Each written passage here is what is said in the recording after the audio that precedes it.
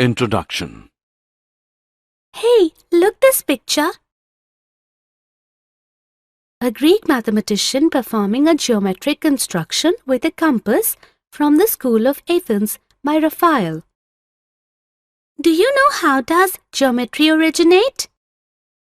It appears to have originated from the need for measuring land. You know, today our teacher is going to teach us a different form of geometry. What is that? Euclidean geometry. It is a mathematical system attributed to the Alexandrian Greek mathematician Euclid, which he described in his textbook. Come, let's go to the class and learn. Objectives. At the end of this lesson, you'll be able to understand Euclid's definitions, identify various axioms and postulates, understand equivalent versions of Euclid's fifth postulate, solve examples related to Euclid's axioms and postulates.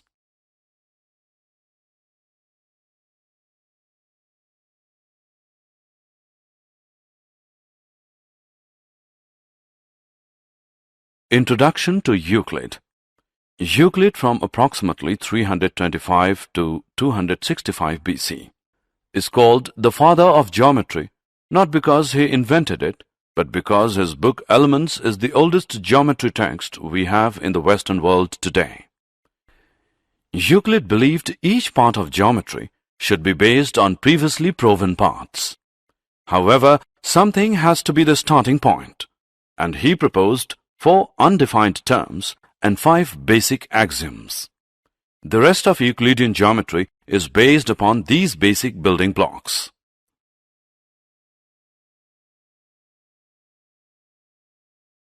Euclid's definition. Euclid divided the elements into 13 chapters, each called a book. These books influenced the whole world's understanding of geometry for generations to come. He began his exposition by listing 23 definitions in Book 1 of the Elements.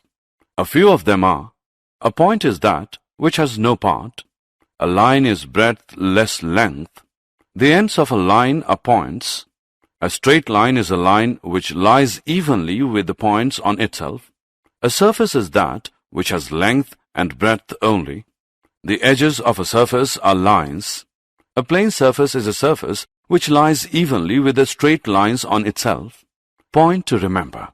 A point, a line, and a plane are concepts only, and these terms are taken as undefined.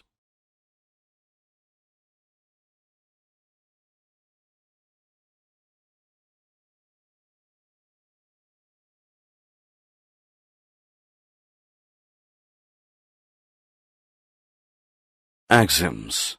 Euclid describes axioms and postulates, which we will discuss here. The axioms or common notions are about relationships. What does equal mean? How do you add or subtract things? And so on.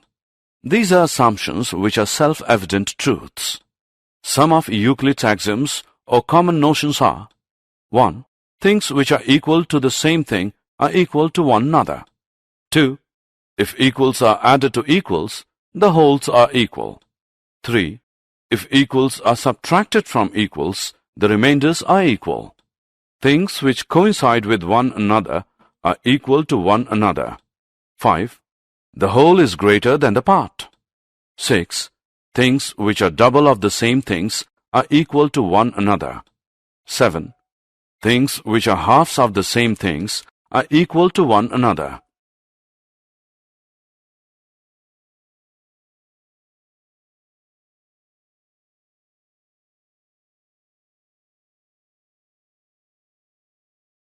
Postulates. The postulates talk about straight lines, circles, right angles, and parallel lines. These have been defined already. Euclid's postulates are 5 in number. First postulate is: a straight line may be drawn from any one point to any other point. Postulate second is: a terminated line can be produced indefinitely.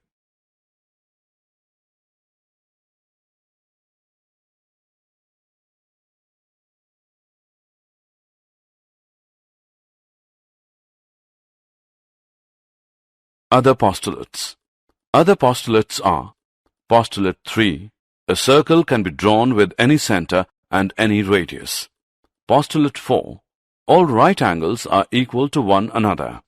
And Postulate 5 is: if a straight line falling on two straight lines makes the interior angles on the same side of it, taken together, less than two right angles, then the two straight lines, if produced indefinitely, meet on that side on which the sum of angles is less than two right angles.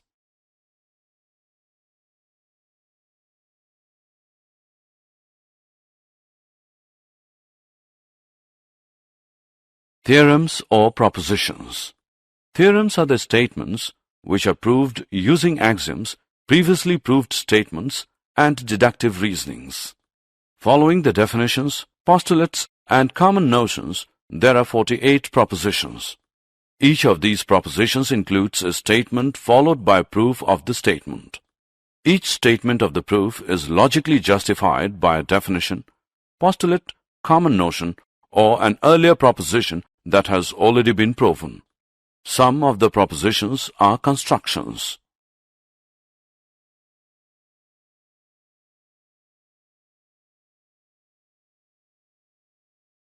Theorem. Two distinct lines cannot have more than one point in common. Given two distinct lines L and M, we have to prove that lines L and M have only one point P in common. Proof. We shall prove it by contradiction. Let us consider that two lines intersect in two distinct points P and Q. Thus, we see that the two lines L and M pass through two distinct points P and Q. But this assumption clashes with the axiom. Given two distinct points, there is a unique line that passes through them. Hence, our assumption is wrong that the two lines can pass through two distinct points is wrong. Hence, two distinct lines cannot have more than one point in common.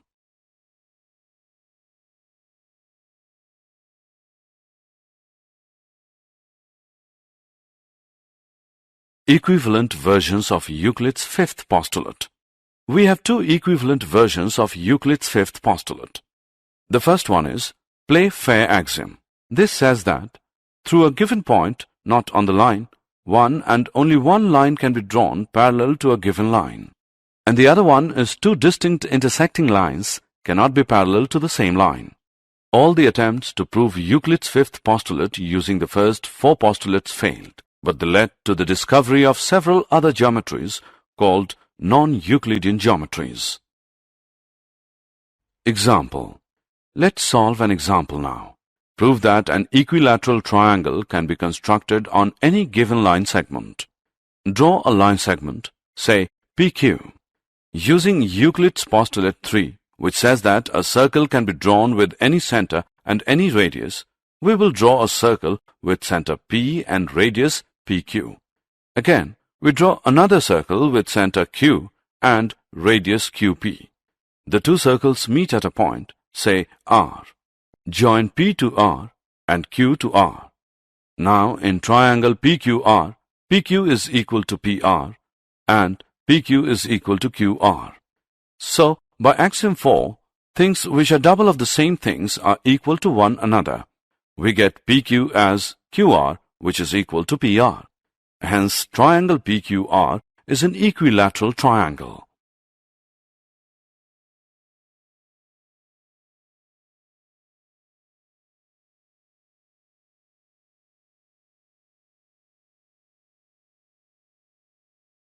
Did you know? Little is known about Euclid, the author of the Elements. He taught and wrote at the museum and library at Alexandria, which was founded by Ptolemy I. Euclid is said to have said to the first Ptolemy, who inquired if there was a shorter way to learn geometry than the Elements. The Elements. Basic facts. Written about 2300 years ago. No copies extant. Many new editions were issued. Earlier copy dates from 888 AD in Oxford. Style. No examples, no motivations, no calculations, no witty remarks, no introduction, no preamble, nothing but theorems and their proofs.